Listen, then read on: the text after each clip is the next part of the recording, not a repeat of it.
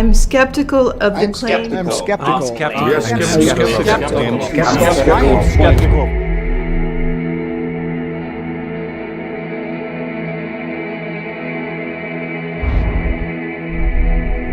We are skeptical Of claims for the ability of random mutations And natural selection to account for the complexity of life. A careful examination of the evidence. For Darwinian theory, should be encouraged.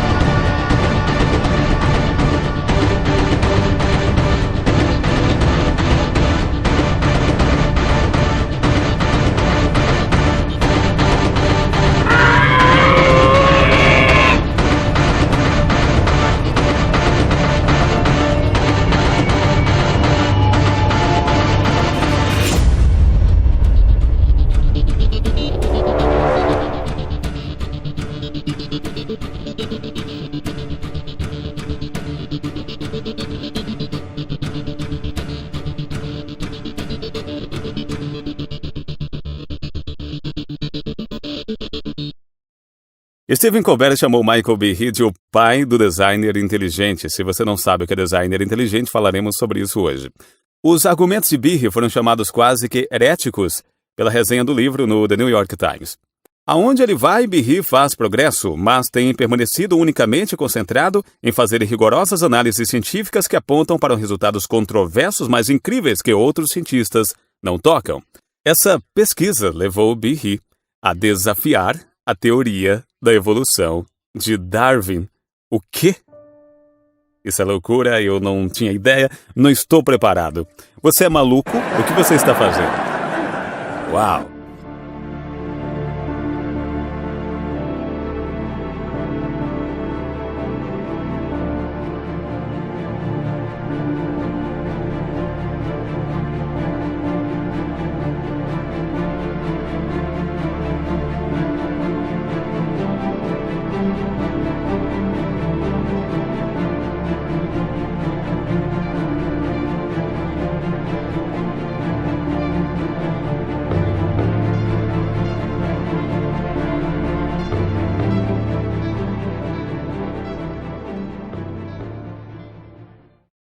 A sua pesquisa, imaginem só, se quiserem falar de coragem, levou a desafiar a teoria da evolução de Darwin no seu best-seller inaugural, A Caixa Preta de Darwin, que foi lançado em 1996, argumentando que a própria ciência provou que o designer inteligente é a melhor explicação para a origem da vida.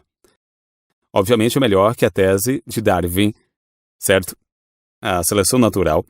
Agora, 20 anos depois, Behe mostra que novas descobertas científicas foram possíveis apenas nas últimas décadas. E isso é tudo nova ciência, novas informações, apontando para um fato surpreendente. O mecanismo de Darwin funciona por um processo de involução e não evolução. Será que realmente fomos frutos dessa grande explosão que pegou o nada para nada e por nada fez o tudo?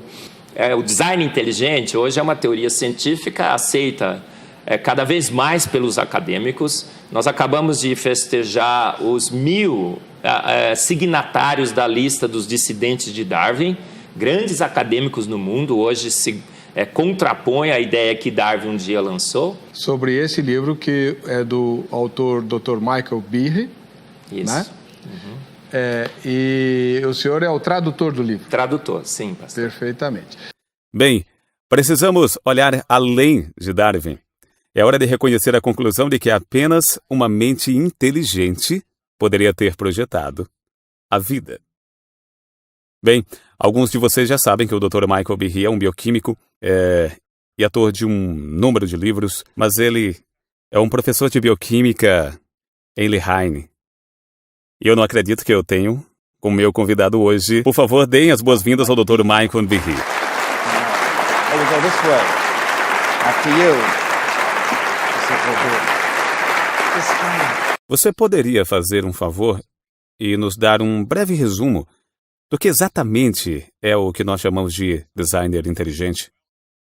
Design inteligente é simplesmente a ideia de que ao invés de apenas as forças da natureza, algum ser inteligente planejou ou arranjou algo. E podemos dizer que esse é o caso. Muitas vezes, quando vemos partes que parecem não ter nada a ver umas com as outras, se juntando para fazer algo que está além dessas próprias partes. Ok, quando você diz ser inteligente ou o que seja, você não está dizendo que é o Deus da Bíblia. Você está dizendo que parece que é um designer, mas você não está tratando do que é. Pelo DNA, pela máquina molecular da célula, você pode dizer que há um design, mas não há assinatura na célula. Mesmo que se Stephen Meyer disser que há. A vida não foi, não ocorreu através desse processo evolutivo. Uma mente inteligente, com propósito, com intenção de fazer a vida, fez a vida e a fez pronta. Não há como processos lentos, graduais e sucessivos ir construindo a vida devagarinho, lenta, gradual e sucessivamente, né? Então esse processo do devagarinho não faz sentido do ponto de vista atômico e molecular, bioquímico. Faz sentido quando você conta uma história. Então se você conta uma história, olha, talvez era um peixe que saiu da água, virou um mamífero, aquele mamífero foi evoluindo, deu nos chimpanzés, os chimpanzés foi evoluindo, deu no homem. Faz sentido na retórica. Mas do ponto de vista bioquímico, quando a gente abre a caixa preta da vida e vai investigar os processos, não faz sentido. Ou tudo estava lá desde o início, ou a vida nunca teria dado partida. Aí eu, de evolucionista ateísta, me tornei um defensor do design inteligente. E o design inteligente aponta, sem dúvida, para uma mente inteligente que fez o universo e fez a vida prontos. Então hoje eu sou um defensor do design inteligente. Então agora que sabemos o que sabemos, o que você acha que torna tão difícil para outros cientistas, pelo menos dizerem: Houston, temos um problema, a evolução tem um problema? Se você está disposto a ser um cristão sério, ou extremamente devotado, judeu ortodoxo, ou até mesmo um muçulmano sério, é melhor não ir até a comunidade científica e dizer aos seus irmãos de fraternidade que isso é o que você é. É melhor ficar com a boca fechada. E acho que isso, em geral, é verdade.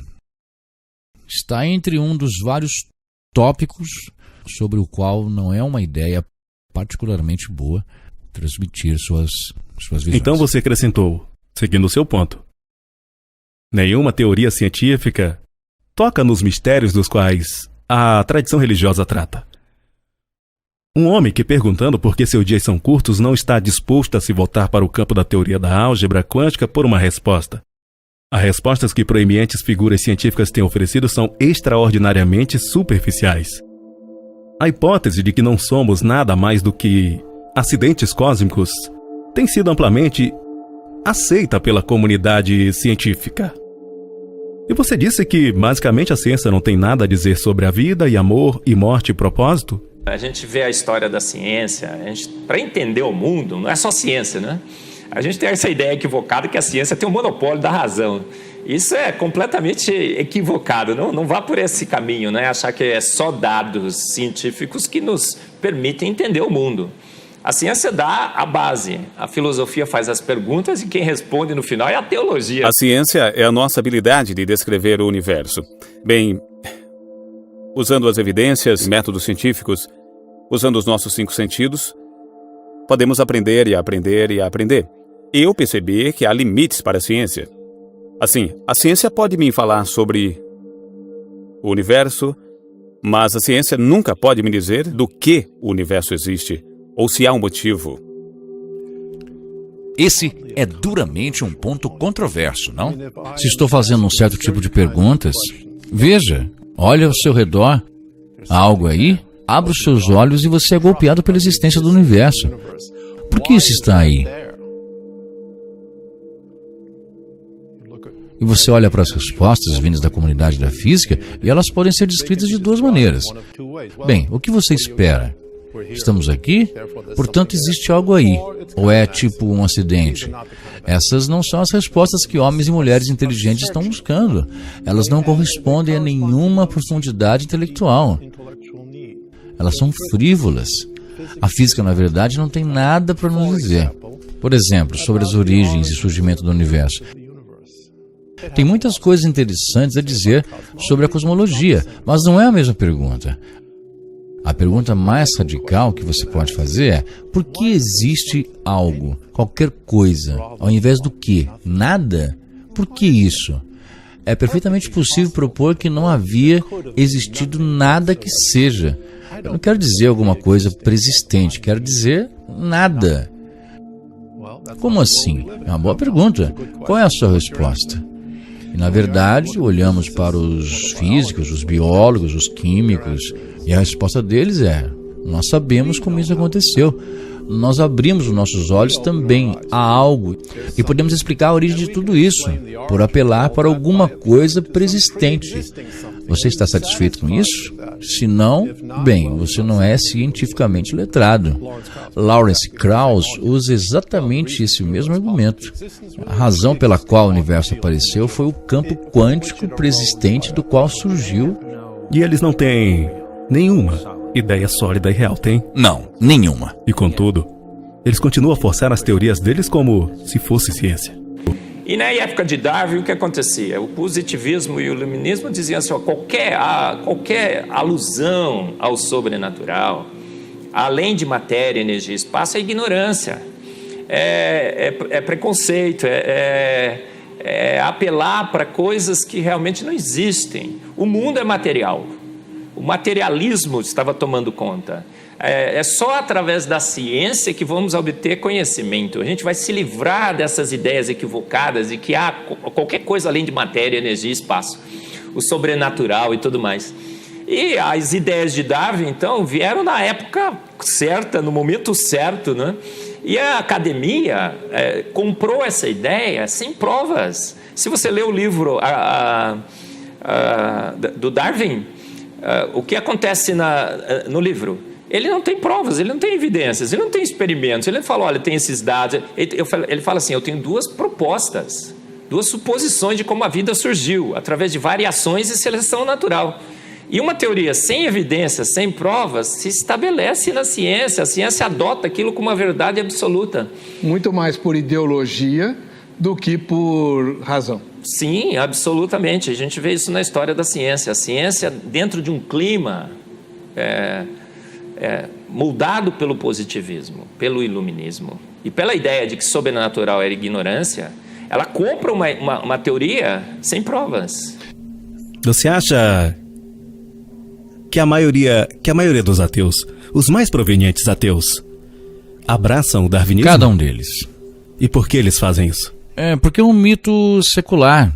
Até mesmo os ateus precisam de um mito convincente. Como chegamos aqui, o que estamos fazendo aqui, qual é o nosso propósito, como chegamos aqui, foi um acidente? O que estamos fazendo aqui? Não temos nenhuma ideia. Qual é o nosso propósito? Reprodução, fornicação? Fornicação ou reprodução? E o que se trata? Mas é um mito muito, muito, muito viável. As pessoas acreditam e agem em concordância com isso.